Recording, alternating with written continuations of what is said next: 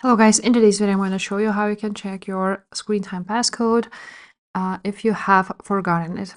Make sure to subscribe to this channel if you will find this guide useful. Now, when you try to go to your settings and for example go to screen time and click on, I don't know, downtime maybe, you need to enter your screen time passcode. And for example, you don't have it. Here it is, one failed passcode attempt. And you forgot what you have had. So you want to scroll down on screen time, choose change screen time passcode, and turn off screen time passcode.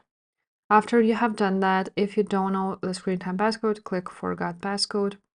And now you can go ahead and do a screen time passcode recovery with Apple ID that you have provided when you have created it. So you just go ahead, enter your email or phone number and click OK. And after that, your screen time will be turned off. So, and that's basically it, how you do this. I'm just gonna enter it. Basically, it will be turned off and you can always go ahead and create a new passcode. So if this video was helpful, please leave a like, subscribe to this channel, and I will see you next time. Bye.